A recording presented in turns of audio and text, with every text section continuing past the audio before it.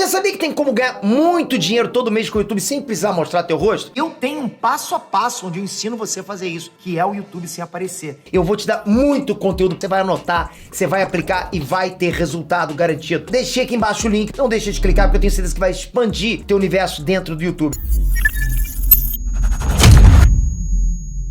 Mas agora, você foi um cara que a gente fala muito hoje em dia. Jogador na seleção brasileira tem que ser aqueles que jogam na Europa. Os que estão no ápice na Europa. E você vai para uma Copa do Mundo, no momento em que você defendia o Atlético Paranaense, com todo respeito ao Atlético, que eu falo hoje, é um dos grandes clubes do Brasil na disputa por título, mas o Atlético ele é de fora do eixo Rio-São Paulo, né? A gente sempre falou muito, os times de São Paulo, do Rio de Janeiro, e quando falava mais dos outros, era de Minas e Rio Grande do Sul. E você mesmo assim vai para uma Copa do Mundo, assume a titularidade e, cara, você foi inclusive protagonista na final. Quando você dá aquele passe, né, pro segundo gol, não foi? O segundo. O passe pro segundo gol e você se torna um protagonista. Você imaginava que você seria convocado para uma Copa do Mundo naquele momento? E outra, falar, cara, dessa sua história na Copa, que você sai do banco para se tornar, não protagonista, que aí eu tenho que ser sincero, é Ronaldo e Rivaldo, mas um dos grandes nomes daquela Copa. Foi uma Copa, não? Você foi a 2 Copas, né, Cleberson? Sim, foram 2 Copas, 2002 e 2010. Eu nem lembrava de 2010. Então, Thiago, o que acontece naquele período foi o seguinte, né? Eu fiz um campeonato 2001 brasileiro muito sólido, sabe? Nós tínhamos uma equipe muito boa, com grandes jogadores, mas eu consegui manter um padrão muito forte durante toda a competição, sabe? E isso me deu uma bagagem muito boa para o ano de 2002, né? E quando eu tive a oportunidade de representar o meu país, eu realmente entrei naquele sonho de criança, né? De dar tudo pelo meu país e fazer o máximo que eu poderia fazer pelo país, né? E eu tive a alegria, a felicidade de estar ao lado de pessoas fundamentais para que isso acontecesse, né?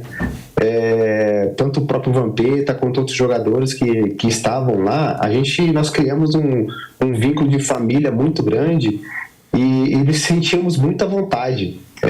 Quando eu falo à vontade, é à vontade mesmo. A gente conversava sobre qualquer assunto, nos treinamentos, a gente treinava sério, se divertia, a gente sempre queria fazer melhor que aqueles jogadores que estavam jogando como titulares.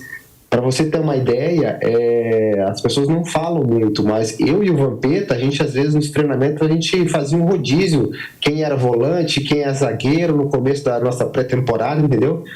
E isso não impediu nada para a gente crescer. A gente cresceu cada vez mais.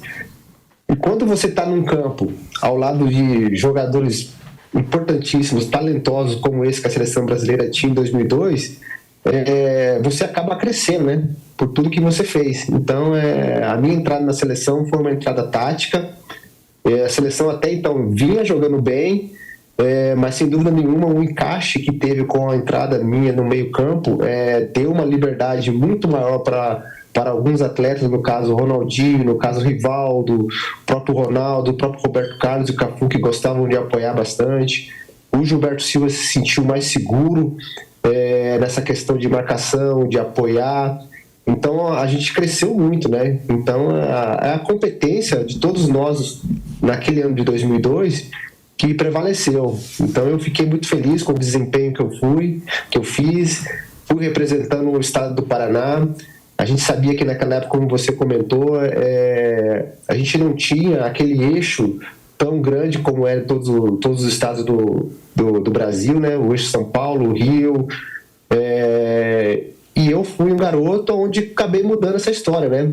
Hoje a gente vê que o futebol é completamente diferente. Jogadores de várias partes do país têm a oportunidade de estar representando a seleção brasileira. Mas naquele momento eu fui, dei o meu melhor e consegui realizar um sonho de criança, que é conquistar um título de importância tão grande, que é o Campeonato Mundial pela seleção.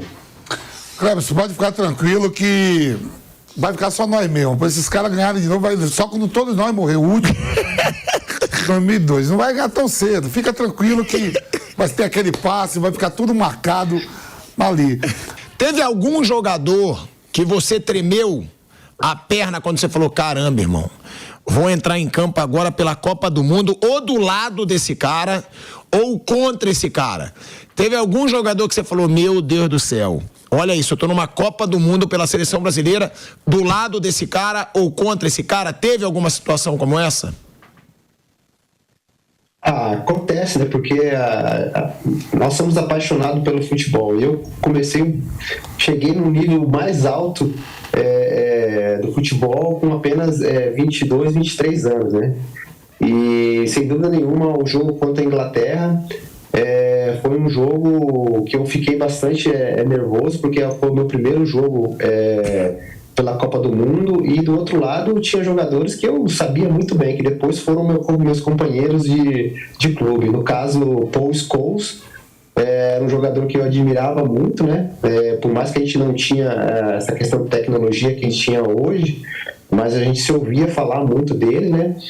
Então, quando várias ações no jogo, ali nós tivemos algumas vezes que nos encontramos, inclusive no gol do Ronaldinho Gaúcho, eu dou um carrinho com o Paul Scholes ali, acabo ganhando a dividida e a bola sobra pro Ronaldinho Gaúcho, e daí acontece aquele gol mágico que foi do Rivaldo, né? Então, o Paul Scholes, sem dúvida nenhuma, foi um jogador que me deixou ali um pouco preocupado quando ele estava jogando. Tinha o Beckham também, pô. Como é que tu não vai falar do Beckham? O Vampeta falou que ele ficou impressionado com a beleza do Beckham. Bonito. Ele olhava as pernas do Beckham, falou que o Beckham tava cheiroso no jogo. Teve uma história. Pô, Beckham naquela época.